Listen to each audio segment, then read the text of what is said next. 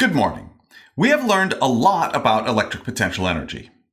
And we have learned a lot about electric potential. Today we are going to build on all of that knowledge to learn about electric potential difference. Flippin' physics. We already know the general equation for electric potential. Electric potential equals the electric potential energy over charge. It should not surprise you to learn that the general equation for electric potential difference is electric potential difference equals change in electric potential energy over charge. We have already determined that two parallel oppositely charged plates create a uniform electric field between them, and the equation for the change in electric potential energy of a charged plate system where a positive charge accelerates in the direction of the uniform electric field due to the one force acting on the charge, the electrostatic force, is change in electric potential energy equals the negative of the charge times the electric field strength times delta R, the distance the charge moves parallel to the electric field. Bobby, please combine those two equations to determine the electric potential difference in a uniform electric field. Okay, start with electric potential difference equals change in electric potential energy over charge, and substitute in the negative of the charge times the electric field strength times delta R, the distance the charge moves parallel to the electric field.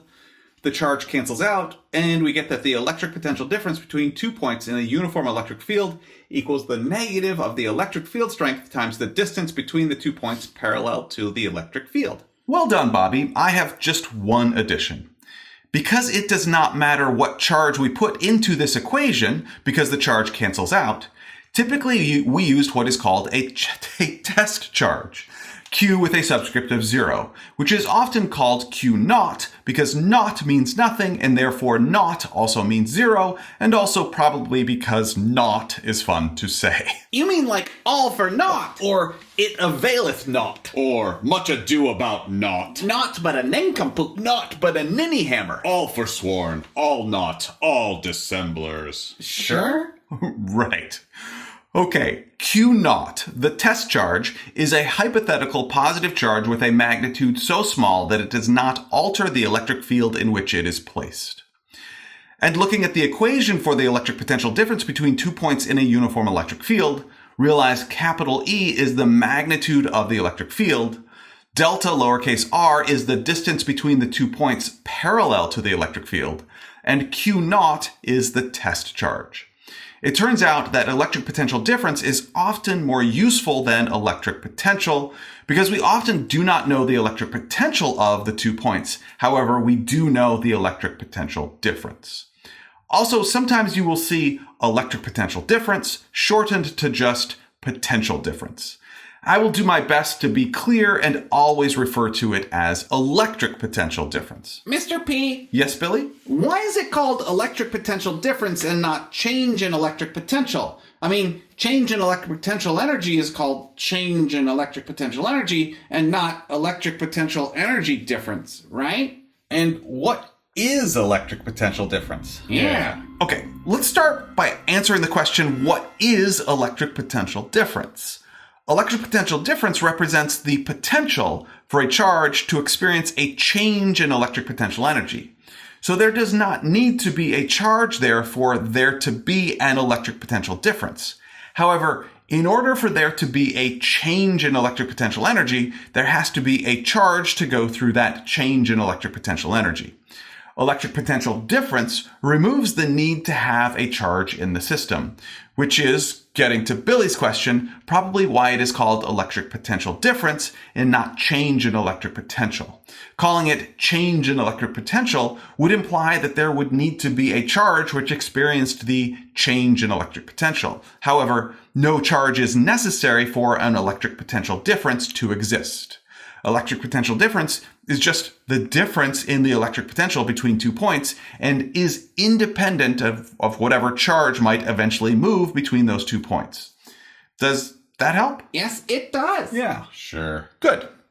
I will point out that if the electric field is not constant, you can determine the average electric field using electric potential difference, where the electric potential difference equals the negative of the average electric field strength times the distance between the 2 points, which is parallel to the electric field.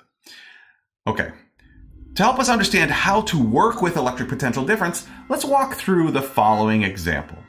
Bo, please read the problem, Bobby, please translate the problem, and Billy, please solve the problem. Sure. A charge with a charge of positive capital Q and with a mass of capital M is released from rest at point A, which is at the positive plate of a pair of parallel charged plates with electric potential difference delta capital V, with a subscript of capital A, right arrow capital B. The charge accelerates to point B, which is at the negative plate. What is the speed of the charge right before it strikes the negative plate?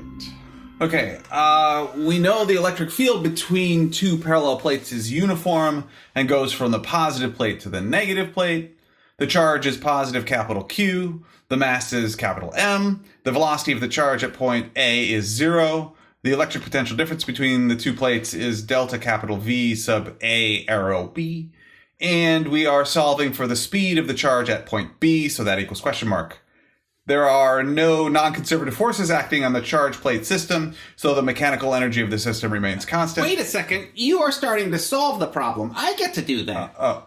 Sorry. The change in mechanical energy of the charge plate system from point A to point B equals 0 because changes in gravitational potential energy for charged particles are considered negligible unless otherwise stated.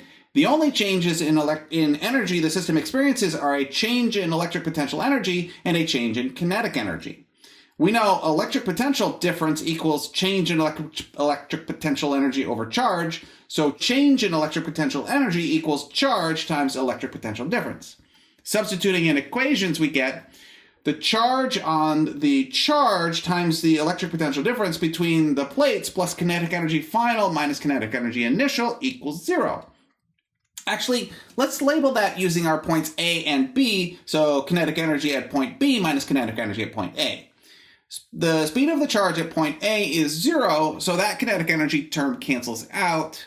We can subtract kinetic energy at point B from both sides of the equation and substitute 1/2 times the mass of the charge, capital M, times the speed of the charge at point B squared. We could solve for the speed of the charge at point B squared, and we get that the speed of the charge at point B equals the square root of the negative of 2 times the charge of the charge times the electric potential difference from point A to point B, all divided by the mass of the charge. But you cannot take the square root of a negative number, right? Oh, yeah. The electric potential difference from point A to point B is negative. That makes the value under the radical positive. Sure, but why is the electric potential difference from point A to point B negative? Because of the negative in the equation, electric potential difference between 2 points in a uniform electric field equals the negative of the electric field strength times the distance between the 2 points parallel to the electric field. Can't you just say delta V equals negative E delta R? No. Because we have to understand what all of those letters mean. Fine. The equation which I just elucidated means that the direction of the electric field is opposite the direction of an increasing electric potential difference. In other words, the electric field always points in the direction of decreasing electric potential. Okay, that does make sense. And that does make the value under the radical positive, so we can actually take the square root of the number. But what if the charge is negative? That would make the value under the radical negative, right?